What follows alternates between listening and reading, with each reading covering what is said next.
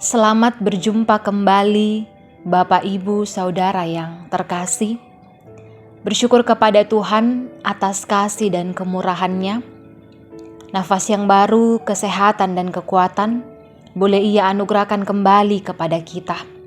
Sehingga pada saat ini pun kita boleh kembali merenungkan firman Tuhan dalam renungan harian Selasa 25 Oktober 2022.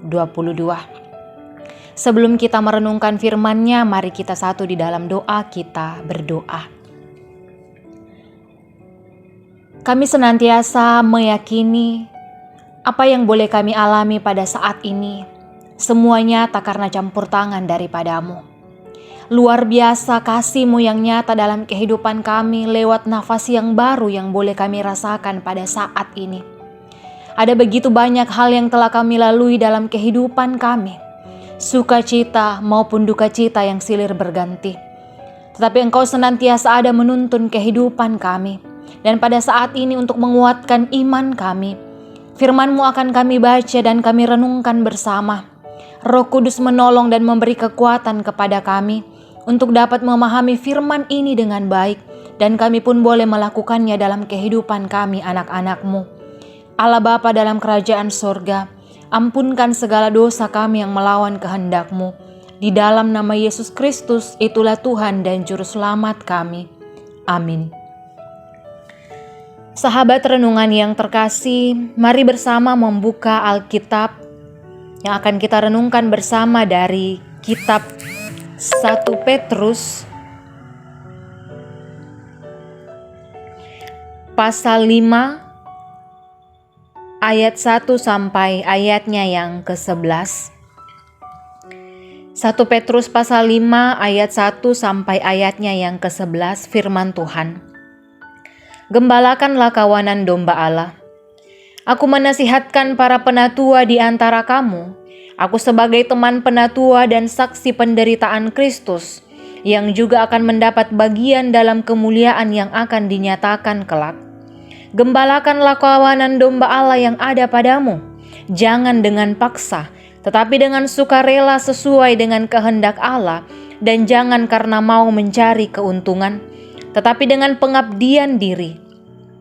Janganlah kamu berbuat seolah-olah kamu mau memerintah atas mereka yang dipercayakan kepadamu, tetapi hendaklah kamu menjadi teladan bagi kawanan domba itu.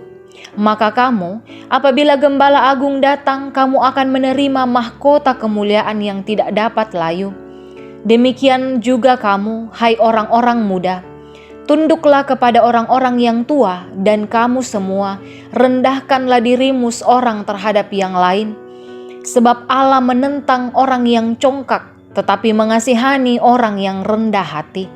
Karena itu rendahkanlah dirimu di bawah tangan Tuhan yang kuat, supaya kamu ditinggikannya pada waktunya.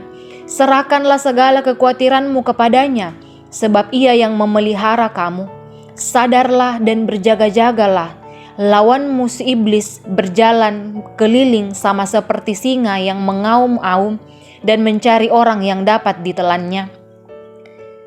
Lawanlah dia dengan iman yang teguh, sebab kamu tahu bahwa semua saudaramu di seluruh dunia menanggung penderitaan yang sama.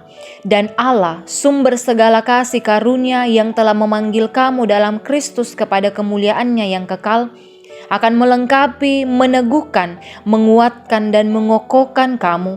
Sesudah kamu menderita seketika lamanya, Ialah yang mempunyai kuasa sampai selama-lamanya. Amin. Demikian firman Tuhan. Dalam perenungan kita pada saat ini,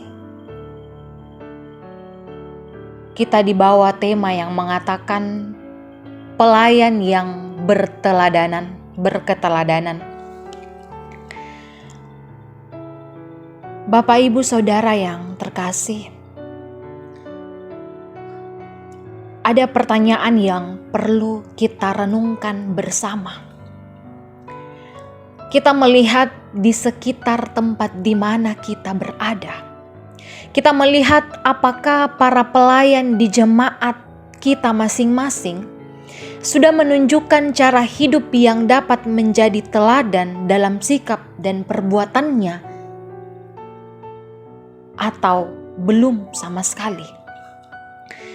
Firman yang kita baca bersama di mana Petrus memberikan nasihat kepada para pelayan-pelayan Tuhan untuk bagaimana mereka dapat menjadi teladan. Petrus memberi nasihat kepada para penatua agar dengan sukarela mengabdikan diri dalam pelayanan jemaat dengan tidak terpaksa, apalagi kalau ingin mencari keuntungan bagi diri sendiri. Kepada para penatua, Petrus memberi nasihat, janganlah saling main perintah satu dengan yang lain, tetapi kepada mereka hendaknya saling menunjukkan keteladanan. Para penatua janganlah saling memimpin dengan tangan besi, tetapi hendaknya saling menopang agar dapat menjadi teladan bagi jemaatnya. Dikatakan pula para penatua hendaklah hidup dalam kerendahan hati dan juga dapat memberi rasa hormat. Penatua hendaknya hidup dalam kerendahan hati dengan tunduk kepada Allah agar dapat menolong jemaat melawan serangan-serangan iblis yang berkeliling seperti singa yang mengaum-ngaum. Bapak, Ibu, Saudara yang terkasih, memang realitanya bahwa menjadi pelayan yang berketeladanan itu bukanlah hal yang mudah. Karena tentunya bahwa akan ada saatnya menjadi sasaran fitnah, bahkan kekerasan baik dari jemaat ataupun dari orang lain. Kenyataannya bahwa kita tidak dapat membuat semua orang itu menyukai kita. Kita tidak bisa menyenangkan semua hati orang-orang di sekitar kita. Dalam situasi tersebut, kita membutuhkan sikap untuk tetap hidup dengan rendah hati, sambil kita berserah kepada Tuhan, karena memang hanya Dia yang akan memberikan kekuatan kepada kita untuk dapat melayani umat-Nya. Para penatua selaku pelayan jemaat tentunya patut menunjukkan pribadi sebagai pelayan yang dapat diteladani oleh warga jemaat. Memang tidak mudah menjadi pemimpin jemaat, tetapi disinilah letaknya para penatua atau seorang pelayan menunjukkan cara kerja demi kuatnya pelayanan secara bersama-sama. Oleh karena itu, sahabat renungan yang terkasih, marilah kita tetap melayani dengan rendah hati, dengan sabar, setia, dan taat, dan tentunya tetap meneladani pelayanan Kristus. Amin. Mari berdoa. Kami senantiasa mengucap syukur kepadamu Tuhan, untuk setiap kebaikan-Mu yang nyata dalam kehidupan kami anak-anak-Mu. Terima kasih atas firman yang boleh kami dengarkan bersama. Kesempatan yang luar biasa boleh Engkau nyatakan kembali kepada kami. Ini akan menuntun kehidupan kami sebagai orang percaya. Kami menjadi pelayan-Mu, kami menjadi hamba-Mu, kami boleh menjadi teladan bagi sesama kami manusia. Kami boleh memberi pelayanan kami dengan rendah hati, tidak mementingkan diri sendiri, tidak mengambil keuntungan dari setiap pelayanan kami. Engkau yang senantiasa menolong kehidupan kami. Kami pun boleh menyerahkan kehidupan ini ke dalam tangan pengasihan-Mu.